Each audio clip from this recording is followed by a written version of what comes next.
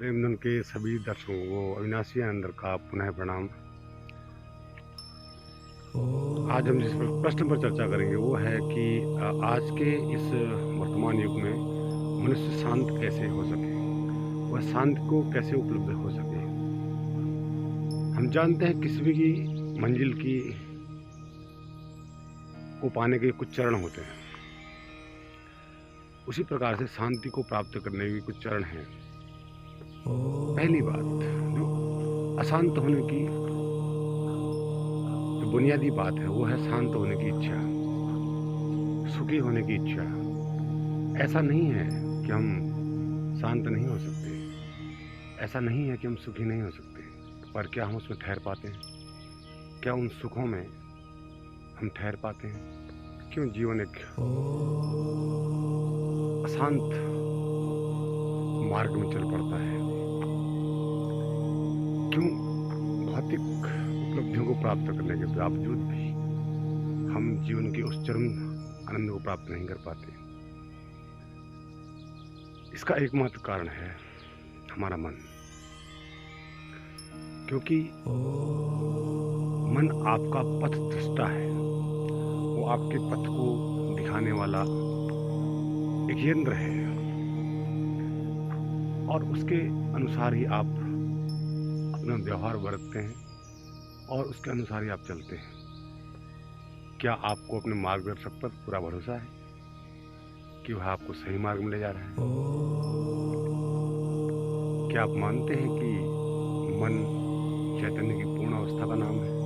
अब मैं थोड़ा सा प्रारंभिक बातों से अपनी बात शुरुआत करना चाहूँगा। मनुष्य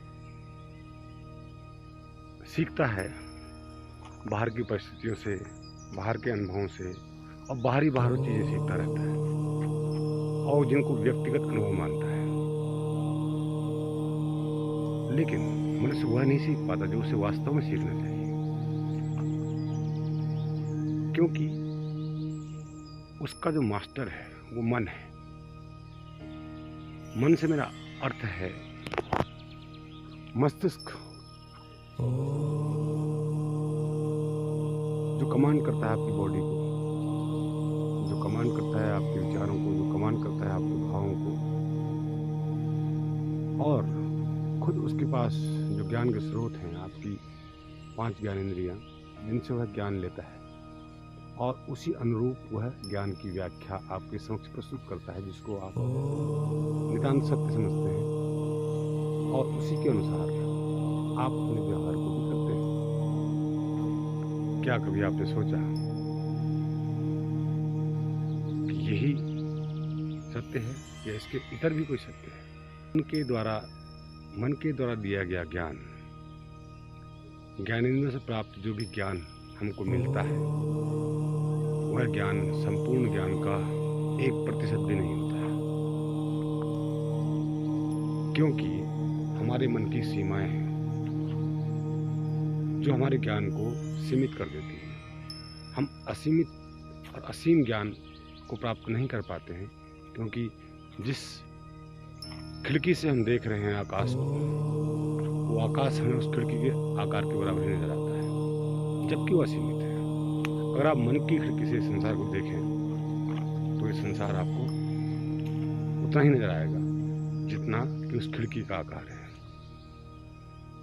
मैं क्या कह रहा हूँ, आप समझ पा रहे होंगे इस बात को।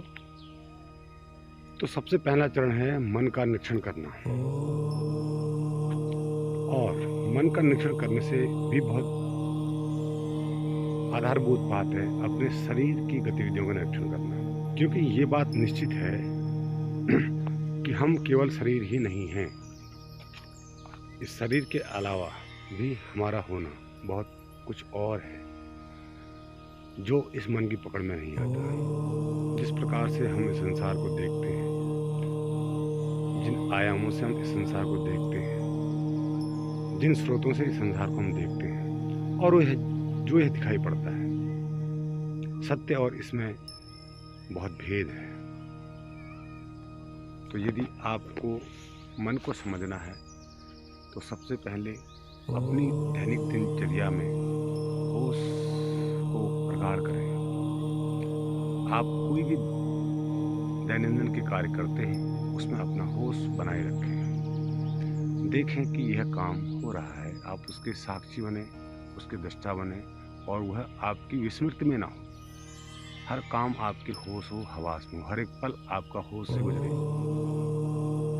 उसके बाद फिर ध्यान की अवस्था में जाने के समय आप अपने मन का निरीक्षण करना शुरू कर दें। तो मन की गति, मन की सोच, मन की इच्छाएं, मन आपको कहाँ तक ले जाता है।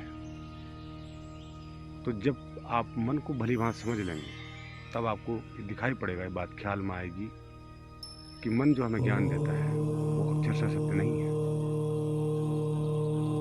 क्योंकि हम अधूरा जानते हैं। मैंने अभी आपको बताया था कि अगर आप कमरे के अंदर बैठकर किसी खिड़की से आकाश को देखेंगे तो आकाश उतना ही बड़ा दिखाई देगा जितनी बड़ी खिड़की का फ्रेम है। जब हम मन की सीमाओं से बाहर आते हैं तब हमें पता चलता है कि आकाश अनंत है, असीम है, विशाल है। आज यहाँ अब ये जो टेम्पल शेप में दिख रहा है, मेडिटेशन के लिए बनाया गया था और यहाँ पर बहुत ही शांति, अगर कोई यहाँ पर बैठकर ध्यान करना चाहे, कुछ समय गुजारना चाहे तो इससे बेहतरीन कोई जगह नहीं हो सकती है। और मैंने ये विचार किया है कभी न कभी मैं यहाँ पर अपना मौन अवस्था वाला प्रयोग करूँगा और कभी 2, 4, 5 महीने के लिए मैं यहाँ रुकूँगा और अपनी मौन साधना यहाँ पर करूँगा। आते जाते खूबसूरत आवारा सड़कों पे कभी कभी इत्तेफाक से कितने अनजान लोग मिल जाते हैं, उनमें से कुछ लोग भूल जाते हैं, कुछ याद रह जाते हैं।